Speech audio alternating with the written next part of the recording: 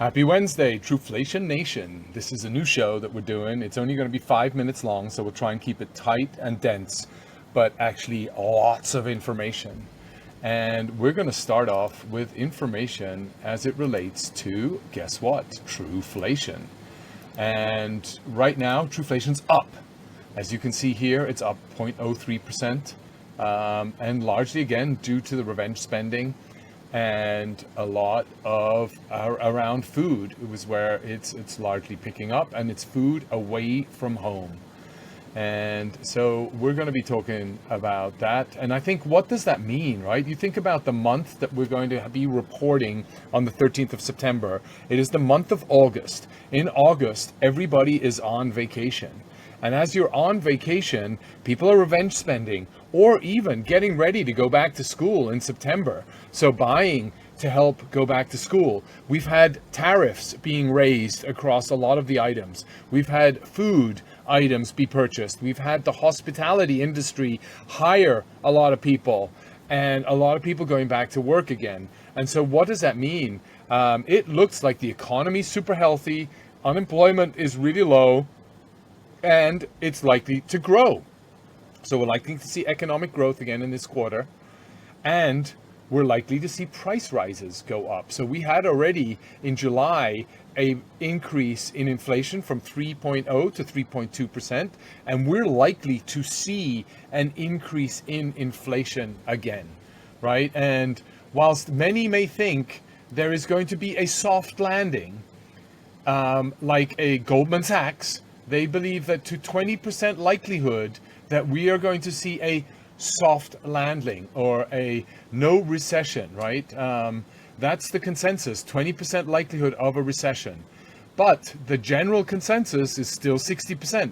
So are we going to see a recession? And what does that mean, right? The conflict that you have there is, right now, there is the group getting together in Jackson Hole. And what's happening in Jackson Hole? People are talking, all these economists are coming together, these think tanks, these macro investors, these big hedge funds that are moving billions and trillions of dollars around the world, across derivatives, across equities, across assets, real estate, etc. These guys are gathering together in Jackson Hole, and on Friday there's a meeting with Jerome Powell. However, given that 60% of the market believes there's going to be a recession coming, we're seeing 85% or 88% of the population, as you can see here, believe that the interest rates are going to stay the same.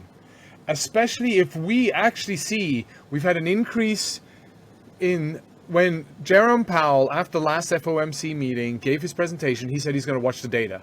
What is the data telling you? At the moment, the data is telling you the economy is strong, unemployment is low, we can't fill the jobs that we need to fill, and the and so based on those metrics and that data, what we're going to see, based on our data, which is in real time and updated every single day, that inflation is continuing to go up. So we're not only going to go from a 3.0 to a 3.2, which was the last announcement that we saw. We're going to see another increase in September, on the September 13th. So we might even go to 3.5%. And if that's the case, the likelihood of raising interest rates is even going to be higher, And so if that's the case, then this percentage here, where the market is expecting 88.5% of the market is expecting interest rates to stay the same, whereas 11.5 believe it's going to go up.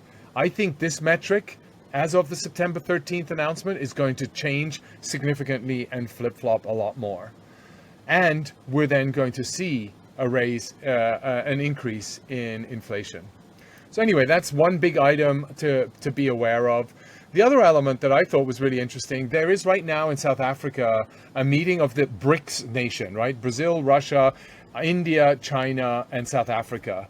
They are now beginning to overtake the G7, right? The G7 was the other group of nations that represented the largest economies: Canada, France, Germany, Italy, Japan, and the UK and the US, right? So those were the 7 nations.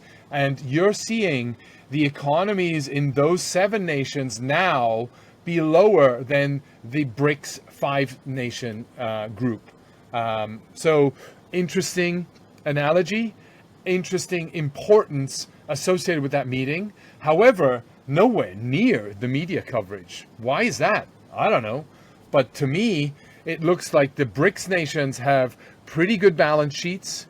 They are in a significant economic growth. Look at those growth lines compared to the decline in the G7 nations. Now, ultimately, that's just a percentage of market share. And ultimately, the whole goal of G7 is to support and alleviate poverty around the world. So it's been here to create open markets and trade, which has allowed the other nations to grow. So that's the credit that's been there. And so why are we not covering this? Because one of the things I'm sure they're covering about is how can they amongst themselves close out trade within a framework that works for them, non-US dollar denominated. What does that look like? I don't know, but I can sure as hell tell you that this is going to be an interesting evolution, that they're going to start doing unilateral contracts in a common currency, be it denominated in gold, be it denominated in renminbi. I'm sure China wants it denominated in renminbi, but bear in mind, renminbi is pegged to the US dollar. So there's no de-dollarization at the moment, but they may be starting to use their own coin. Maybe they create the BRICS central, CBDC first, right? Or something like that. I don't know. But there's definitely some conversation happening, and we should be covering that and having a look at that. In other news, there was Binance in crypto world. You heard that Binance was off-selling all of its Bitcoin in order to save itself and manage the margin call that it might have associated with the BNB. Dude, this is FUD. This is governments spreading rumor, mass media, mainstream media that have no idea. And by the way, mass media doesn't have the audience that we all think it has. It's just blaring 24/7 on airwaves all the time, but people aren't watching it. People are going to dedicated YouTube channels, Joe Rogan's show, Lex Friedman, Valuetainment, and all the influencers out there across very verticalized, specialized categories. That's where you get your news today. Do not go to the mainstream media. Anyway, you can see basically in these wallets that Binance still holds, and this is, by the way, super transparent. You can see Binance Cold Wallet still has 248 BTC. You can see Binance Cold Wallet, 115,000, right? You can see another Binance wallet here, 68,000. You can see another Binance wallet, 42,000. And let's go. Let's say, oh man, they're selling all their cold wallets. Let's go have a look. It looks pretty consistent to me since the 14th of May. No big transactions. Anyway, so just take a look at this. So once you go into the details, you can actually see that, this is a lot of FUD. A lot of the beauty around blockchain is this is a new system. It is transparent, much more transparent than you get when you've got JP Morgan telling you don't worry about the economy, Goldman Sachs telling you there's going to be no recession. Who knows what's really underlying that? And if you just saw in other news today, there was new ratings that came out by S&P that started to look at rating of banks and have downgraded a number of banks. So take a look out for that. But I am going over way the 5 minutes, and this is now 10 minutes. So I'm going to work towards bringing this down to 5 minutes. But hope you enjoyed that. Let me know. Give me your comments and thoughts, what you'd like me to cover more as it relates to financial, economic news, and we will make sure that all of that data gets aggregated and posted into Truflation.com.